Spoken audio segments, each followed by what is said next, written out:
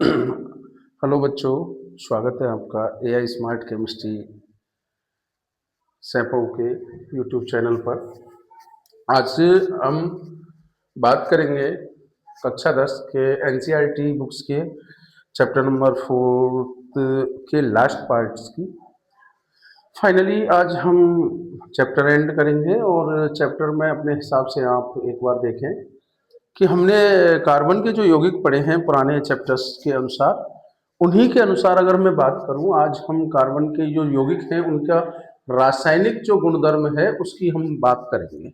ठीक है, तो हम कार्बन के यौगिकों की जो बात करेंगे उनमें से सबसे पहले हम जो बात करेंगे वो करेंगे हम दहन की बात। ठीक है, सबसे पहले रासायनिक अभिक्रियाओं में अगर हम बात करें तो दहन की बात करें। ओके, दहन के लिए आवश्यक होती है एक चीज और वो है ऑक्सीजन। ठीक है, किसी भी वस्तु में अगर किसी भी वस्तु का अगर हम दहन करें तो वहां पर हमको ऑक्सीजन की आवश्यकता पड़ेगी। ठीक है, और ऑक्सीजन के साथ में जो कार्बन के यौगिक हैं, कार्बनिक जो यौगिक हैं, वो मुख्य रूप से अभिक्रियाएं करते हैं और अभिक्रियाएं करने के बाद में, ठीक है, वो कार्बन डाइऑक्साइड का निर्माण करते हैं। ठीक है, बिल्कुल सिंपल सा मामला है कि कार्बन अपने सवन अपर रूपों में से जो कार्बन ऑक्सीजन से दहन करके ऊष्मा और प्रकाश देता है। ठीक है, और इसके साथ में ही CO2 का भी निर्माण करता है। वो दहन पर अधिकांश जो कार्बनिक यौगिक हैं वो प्रचुर मात्रा में ऊष्मा और प्रकाश को मुक्त कर देते हैं और वे जो अभिक्रियाएं हैं वो ऑक्सीकरण अभिक्रियाएं कहलाती हैं। देखते हैं ऑक्सीजन का योग हो रहा है मुख्य रूप से। ठीक है, देखो इधर देखो, कोयला सबसे पहली अभिक्रिया है कोयला की, सी, और सी ऑक्सीजन से क्रिया करेगा। अगर इसका दहन होगा तो CO2 का निर्माण करेगा भाई। अरे हम कोयले को जलाएंगे तो ऊष्मा भी निकलेगी और ऊष्मा के साथ साथ में प्रकाश भी उत्पन्न होगा। ठीक है, दूसरी अभिक्रिया है ये CH4। ये आप सभी जानते हो CH4। CH4 का मतलब है मैथेन।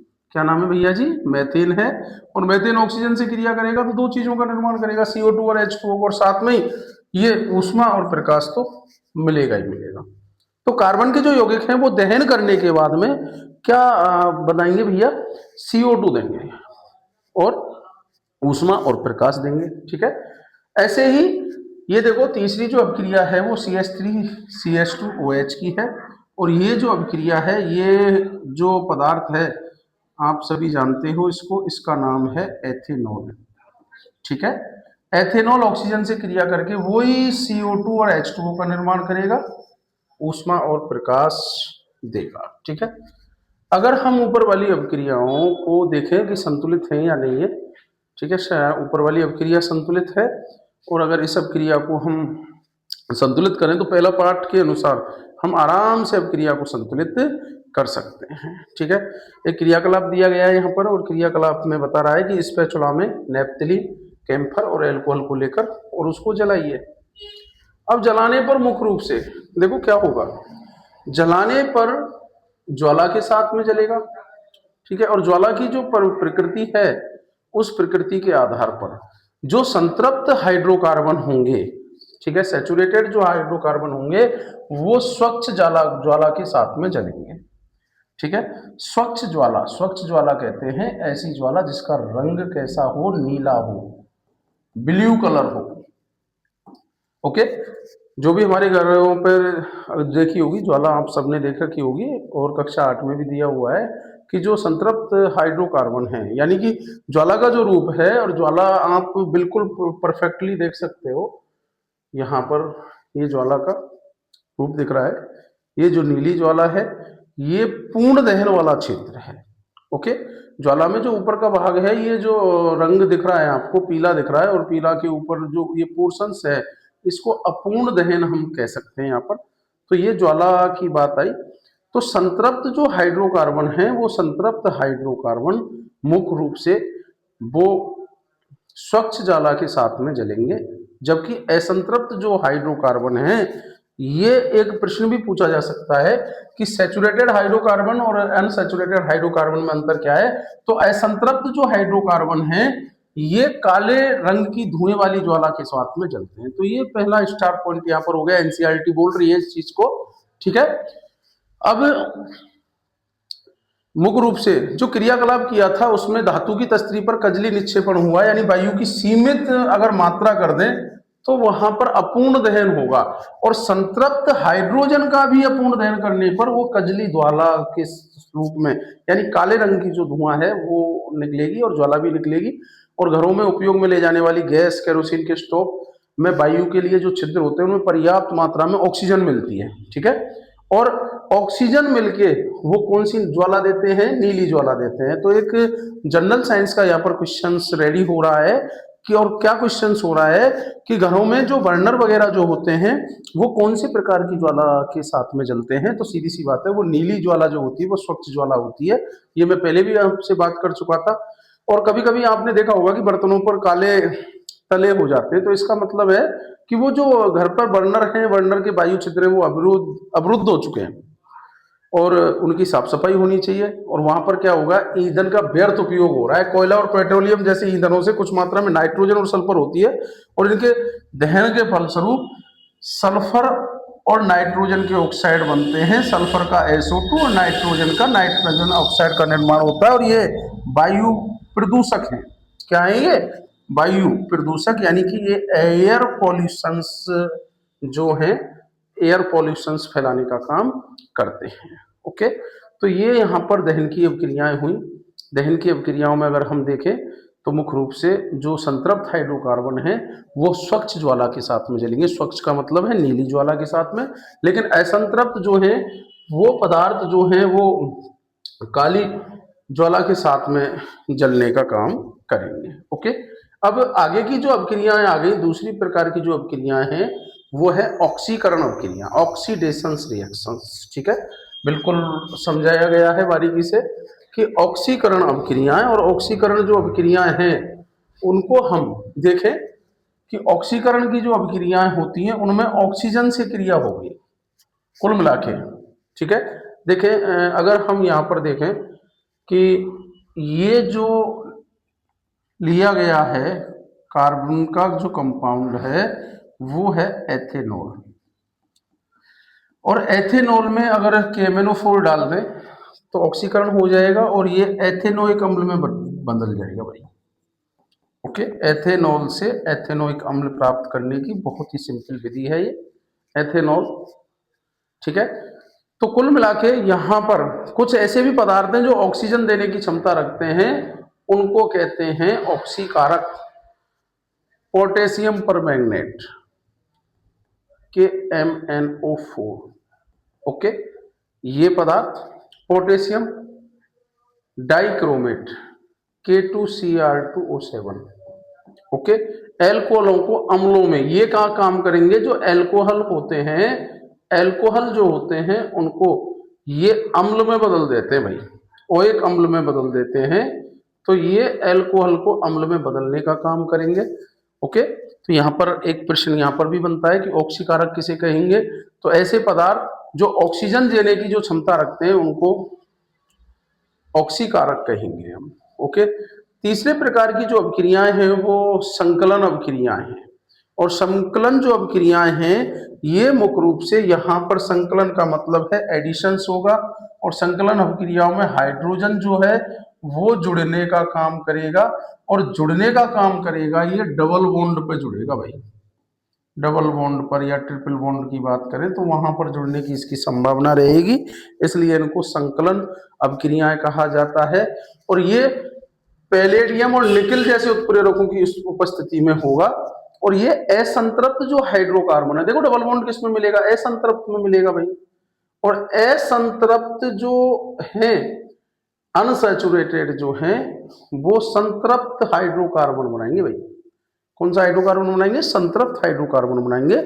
तो असंतृप्त हाइड्रोकार्बन से हाइड्रोजन जुड़ के संतृप्त हाइड्रोकार्बन का निर्माण होगा, और उत्प्रेरक वो पदार्थ हैं जो अवक्रिया की दर को बढ़ाएंगे। आगे देखें किस प्रकार की यहाँ पर अवक्रियाएं संपन्न होती हैं।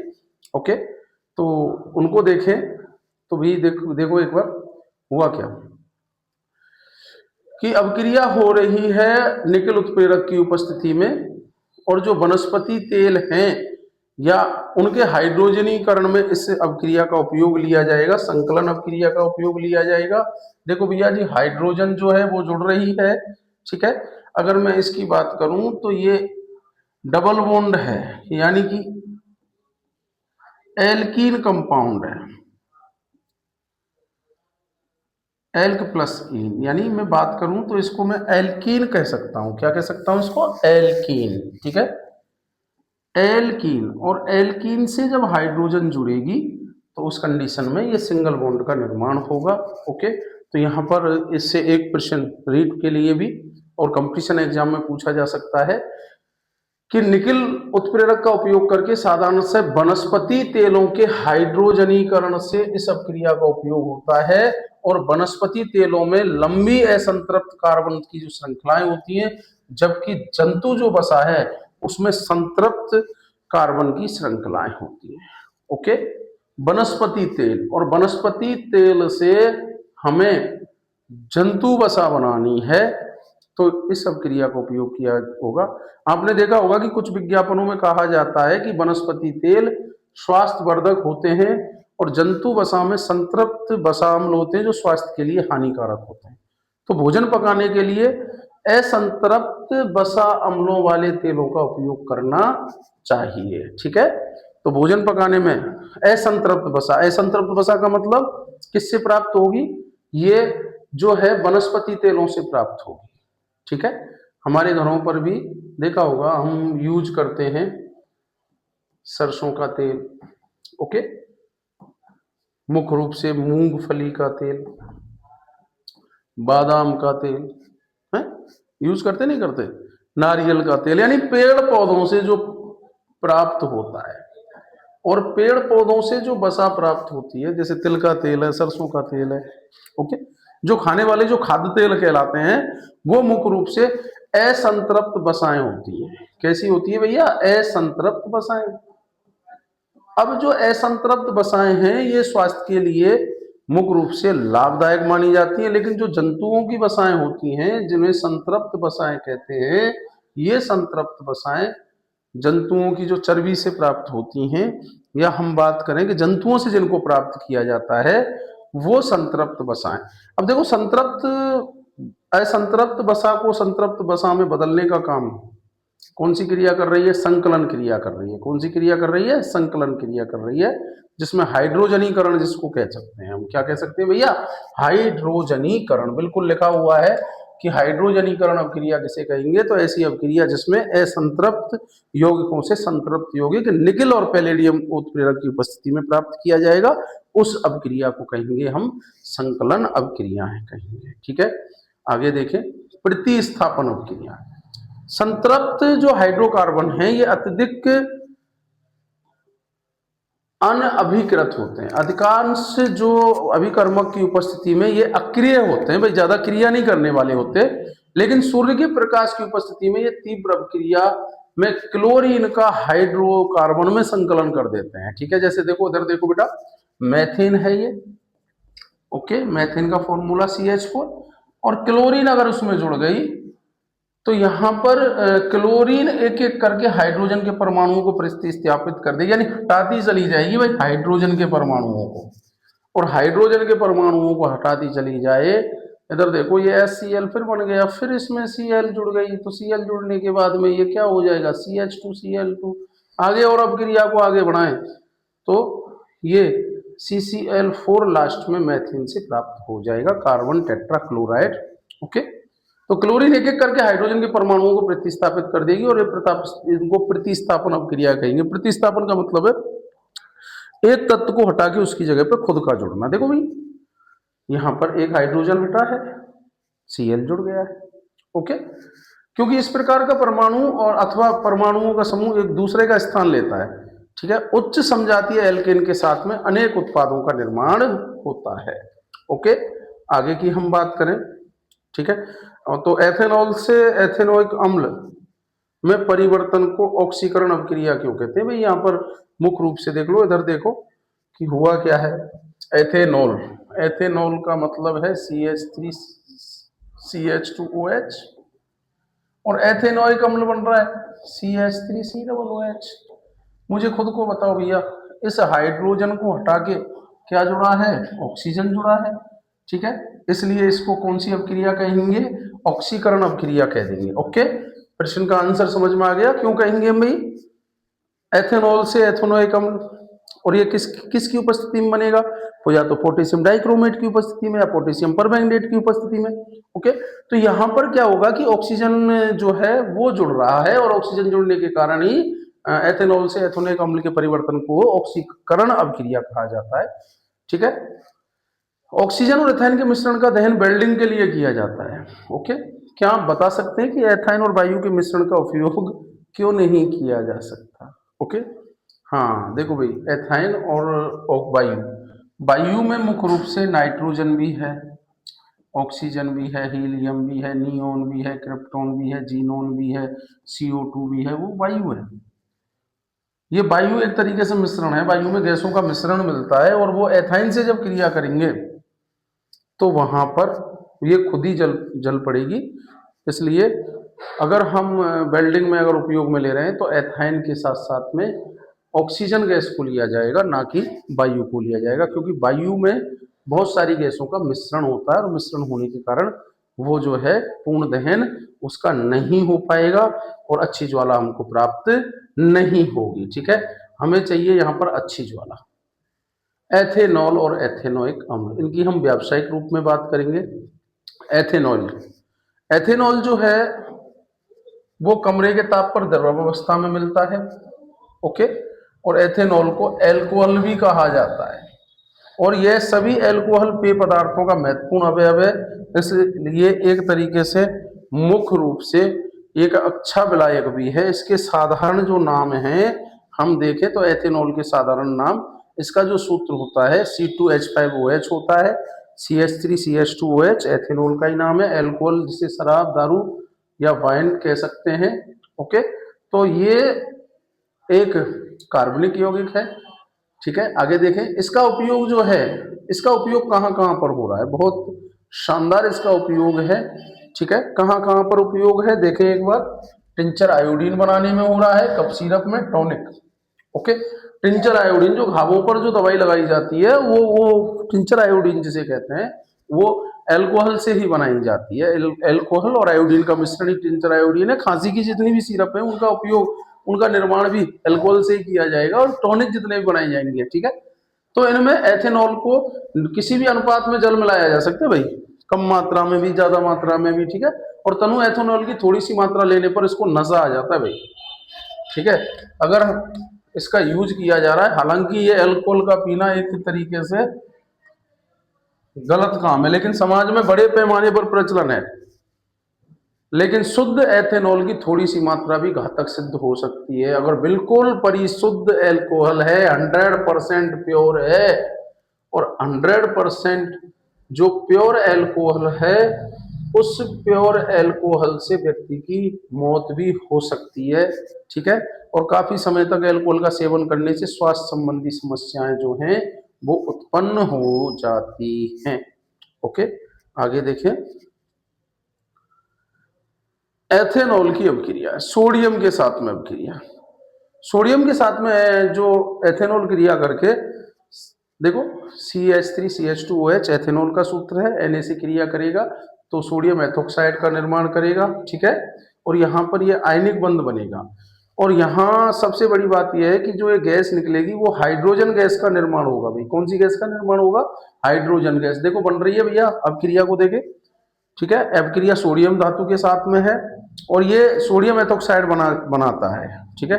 असंतृप्त हाइड्रोजन बनाने की अपक्रिया 443 डिग्री केल्विन तापमान पर, कितने पर, 443 डिग्री सेंटीग्रेड तापमान पर एथेनॉल को अगर हम सांद्र सल्फ्यूरिक अम्ल के साथ में यदि गर्म करें, सांद्र सल्फ्यूरिक अम्ल का सूत्र क्या होता है, H2SO4। अरे क्या होता है भैया जी, H2SO4 होता है। और H2SO4 के साथ में जब हम इसकी अपक्रिया को कंप्लीट करवाएंगे तो उस कंडीशंस में ये जो है ये डबल बॉन्ड असंतृप्त यौगिकों का निर्माण करेगी, CH2 डबल बॉन्ड CH2, ठीक है। सल्फ्यूरिक अम्ल निर्जलीकारक के रूप में काम करता है, जो जल के अणु को देखो यहां पर इसमें से क्या किया, H2O को निकाल दिया भाई, ले देखो बना हुआ भी है, इसने H2O को निकाल दिया और H2O को निकाल दिया तो CH2 डबल बॉन्ड CH2 बन गया। तो सल्फ्यूरिक अम्ल को जल निकालने वाला निर्जली कारक भी कहते हैं, निर्जली कारक यानी जल को निकालने वाला काम। ओके, सजीव प्राणियों पर एल्कोहल का क्या प्रभाव पड़ता है, ये थोड़ा सा आप इसको पढ़ लेना, ठीक है। आगे देखें अगली बात, ईंधन के रूप में एल्कोहल। देखो आजकल की जो डीजल पेट्रोल चल रही है वो, वहां पर देखो गन्ना सूर्य के प्रकाश को रासायनिक ऊर्जा में बदलने में सक्षम है। गन्ने का रस मेलोसस शराब बनाने के में काम में लिया जाता है, जिसका किण्वन करके एल्कोहल तैयार किया जाता है। कुछ देशों में एल्कोहल में पेट्रोल मिलाकर स्वच्छ ईंधन के रूप में इसका उपयोग हो रहा है। भाई हमारे भारत में भी इसकी शुरुआत हो चुकी है, स्वच्छ ईंधन, ठीक है, यानी कि ऐसा ईंधन जो पर्यावरण का प्रदूषण ना करे। ओके, और स्वच्छ ईंधन में इसका इस्तेमाल किया जाता है और यह ईंधन पर्याप्त ऑक्सीजन होने पर केवल कार्बन डाइऑक्साइड और जल ही उत्पन्न करता है और अन्य कोई पदार्थ उत्पन्न नहीं करता, ठीक है। दूसरा जो चीज है वो है एथेनॉइक अम्ल, और एथेनॉइक अम्ल का जो फॉर्मूला होता है वो होता है CH3COOH। बिल्कुल याद कर लेना, पेपर में 2 नंबर में पूछ लेता है वो कभी कभी, एथेनॉइक अम्ल। इसको सामान्यतः एसिटिक अम्ल भी कहा जाता है क्योंकि इसको सिरके से प्राप्त किया जाता है। ओके, ठीक है। एसिटिक अम्ल के 3 से 4% जो विलयन बनेगा, ओके, उसको सिरका कहा जाएगा, विनेगर।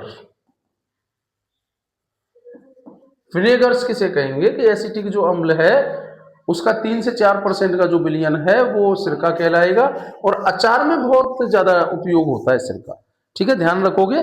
सिरके का उपयोग कहाँ होता है, अचार में होता है। और सिरका है क्या चीज, एसिटिक अम्ल है एक तरीके से, ठीक है। शुद्ध एथेनॉइक अम्ल का गलनांक 290 केल्विन होता है। ठंडी जलवायु में ये जम जाता है, घी जैसे घी जम जाता है ना ठंड में सर्दियों में, उसी प्रकार से ये भी जम जाता है और शीत दिनों में ये जम जाता है। इस कारण इसको ग्लेशियल एसिटिक अम्ल भी कहते हैं, ठीक है। कार्बोक्सिलिक अम्ल कहा जाने वाला कार्बनिक यौगिकों के समूह का अभिलक्षण है कि इसकी अम्लीयता होती है। हालांकि खनिज अम्लों के विपरीत कार्बोक्सिलिक अम्ल दुर्बल अम्ल होते हैं। खनिज अम्ल जैसे हाइड्रोक्लोरिक अम्ल पूरी तरीके से आयनीकृत हो जाता है। HCl हुआ, H2SO4 हुआ, HNO3 हुआ, ठीक है। तो ये HNO3 जो है ये खनिज अम्ल है और ये खनिज अम्ल पूरी तरीके से जल में आयनीकृत हो जाते हैं, लेकिन ये पूरी तरीके से आयनीकृत नहीं होते। ओके, अब देखो एक क्रियाकलाप दिया गया है और भी एस्टर का निर्माण, यानी कि जो ये एथेनोइक अम्ल है ये एस्टर का निर्माण करेगा, ठीक है। देखें इसकी कुछ अभिक्रियाएं हैं और इसकी जो अभिक्रियाएं दी गई हैं वो देखते हैं। एथेनोइक अम्ल की अभिक्रिया एस्टर का निर्माण, ठीक है। एस्टर मुख्य रूप से अम्ल और एल्कोहल से अभिक्रिया करके निर्मित होते हैं, ध्यान रखना। एथेनोइक अम्ल यानी कि CH3COOH की क्रिया करा दी एथेनॉल से, देख लो भैया जी जुड़ गए, एस्टर का निर्माण हो गया, CH3COOCH2CH3 और जल का अणु बाहर निकल गया। इस अभिक्रिया को यानी एस्टर में यदि हम पानी मिला के वापस दोनों चीजों को प्राप्त किया जा सकता है, तो यानी कि ये अभिक्रियाएं ऐसी अभिक्रियाएं जो 2 दिशाओं में चल देती हैं वो उत्क्रमणीय अभिक्रियाएं कहलाती हैं। एस्टर की गंध बिल्कुल मृदु होती है, हाँ सुंदर होती है। बॉडी स्प्रे वगैरह लगाते हो ना, वो सेंट वेंट जो लगाते हैं वो एस्टर है एक तरीके से। इसका उपयोग इत्र बनाने में किया जाता है। कहाँ किया जाता है, इत्र बनाने में, ठीक है। और स्वाद उत्पन्न करने के कारक में भी किया जा सकता है। बहुत सारी जो अच्छी मिठाइयाँ आती हैं उनमें भी इसको कुछ मात्रा को डाला जाता है। और सोडियम हाइड्रोक्साइड से ये अभिक्रिया करके, ठीक है, सोडियम हाइड्रोक्साइड से अभिक्रिया करके जो एक क्षार है पुनः एल्कोहल और कार्बोक्सिलिक अम्ल का निर्माण करता है और सोडियम लवण बनाता है और इस क्रिया को ही सावनीकरण कहते हैं। देखो भाई एस्टर ने क्या काम किया, एस्टर ने क्या काम किया कि एस्टर जो था, एस्टर के साथ में NaOH की क्रिया हुई तो देखो ये एथेनॉल और एथेनोइक अम्ल का निर्माण हो गया, ठीक है। और इस अभिक्रिया को ही सावनीकरण कहते हैं, ठीक है। कुल मिला के सोडियम हाइड्रोक्साइड से अभिक्रिया करके एल्कोहल और कार्बोक्सिलिक का लवण बनता है। किसकी अभिक्रिया हो रही है भैया? एस्टर की हो रही है। ये देखो एस्टर है, क्या है ये? एस्टर। और एस्टर किससे क्रिया कर रहा है? NaOH से क्रिया कर रहा है, ठीक है। और इस क्रिया को अब देखो भैया, क्षारक के साथ में NaOH के साथ में CH3COOH की क्रिया करें तो यहाँ पर खनिज अम्ल की भांति एथेनोइक अम्ल सोडियम हाइड्रोक्साइड के क्षारक से अभिक्रिया करके लवण और जल बनाता है भाई, ठीक है। यहाँ पहचान हो रही है, ये अम्ल हो गया, ये क्षार हो गया, और अम्ल और क्षार की क्रिया से ये बन गया। एथेनोइक अम्ल कार्बोनेट और हाइड्रोजन कार्बोनेट से कैसे क्रिया करता है, इसके लिए एक क्रियाकलाप दिया गया है। कार्बोनेट और हाइड्रोजन कार्बोनेट से ये क्रिया करके वही सोडियम एसीटेट बनाएगा, H2O और CO2 का निर्माण करेगा, ठीक है भैया। कार्बोनेट और हाइड्रोजन कार्बोनेट देख लो, CH3COOH किससे क्रिया कर रहा है? कार्बोनेट से क्रिया कर रहा है Na2CO3 से, तो CH3COO Na बन रहा है और H2O और CO का निर्माण हो रहा है। इसी प्रकार से CH3COOH हाइड्रोजन कार्बोनेट यानी NaHCO3 से क्रिया कर रहा है, तो यहाँ पर CH3COO Na और H2O और CO2 का निर्माण हो रहा है। ओके, एस्टरीकरण की अभिक्रिया वेरी वेरी इंपॉर्टेंट है, यानी कि एथेनॉल और एथेनोइक अम्ल को मिला के एस्टर का निर्माण है, जिससे कहा स्मेल, खुशबू, सेंट बनाने वाली चीज है। ओके, और सावनीकरण का मतलब कि जब एस्टर की क्रिया NaOH से होगी तो ये कुल मिला के सोडियम एसीटेट जैसे पदार्थ का निर्माण होगा। आगे देखें, अब हम लास्ट टॉपिक की अगर बिल्कुल बात करें तो हमारे पास में है साबुन और अपमार्जक, ठीक है। उच्च बसीय अम्लों के सोडियम और पोटेशियम जो लवण होते हैं वो साबुन कहलाते हैं। ओके, और मुख्य रूप से जो गंदगी होती है, और गंदगी किसकी होती है? तेल की गंदगी होती है कपड़ों में, ठीक है। अधिकतर जो कपड़ों में गंदगी होती है वो तेल की गंदगी होती है, और तेल की जो गंदगी है वो तेल पानी में घुलनशील है। साबुन क्या करेगा? साबुन के अणु में लंबी श्रृंखला वाले कार्बोक्सिलिक अम्लों के सोडियम और पोटेशियम लवण होते हैं, तो साबुन का जो आयनिक भाग है वो जल और कार्बन की श्रृंखला से क्रिया करेगा, और साबुन के अणु जो है वो मिसेल बनाएंगे। देखो इस प्रकार की संरचना, देखो तेल की बूंद के सामने देखो भैया, ये बहुत ही अच्छी संरचना बन रही है, इसको कहेंगे मिसेल। क्या कहेंगे भैया जी? मिसेल, ठीक है। और ये कब बनेगा? जब साबुन का यूज करेंगे, बिना साबुन के मिसेल नहीं बन पाएगा। ओके, तो साबुन के बनाने के लिए आप आराम से इसको बहुत सिंपल तरीके से अच्छे ढंग से बना सकते हो आप, ठीक है। इसका एक जो सिरा होगा मिसेल में एक अणु का, वो अब मुख्य रूप से सफाई का मामला, गंदगी है, गंदगी पर साबुन लगाया, साबुन ने मिसेल का निर्माण किया और उस गंदगी को कपड़े से बाहर निकाल दिया, और इस तरीके से शुद्धिकरण हो गया। ओके, पानी में इमल्सन बना के, ठीक है, एक प्रश्न बहुत बार पूछा गया है कि पानी में इमल्सन बनाने का काम करता है, और साबुन का जो मिसेल मैल है वो पानी से बाहर निकालने में मदद करता है और कपड़े की सफाई हो जाती है। ओके, यहाँ से आगे हम देखें, ये साबुन अपमार्जक जो है वो क्या चीज है? ऐसा है, जल जो है वो बेटा दो प्रकार का होता है। कितने प्रकार का होता है? दो प्रकार का। एक तो होता है कठोर जल, और दूसरा है मृदु जल। अब मृदु जल का मतलब तो ये है कि मुख्य रूप से ऐसा जल जो इजीली दाग बनाए, बिल्कुल सरल रूप से किसी भी प्रकार के साबुन को लगाओ, झाग तैयार, सफाई हो जाएगी। लेकिन कठोर जल में क्या होता है? कैल्शियम, मैग्नीशियम के आयन होते हैं। ओके, ये आयन मौजूद होते हैं, और उसमें कितना भी साबुन लगाओ झाग पैदा नहीं होगा, ठीक है।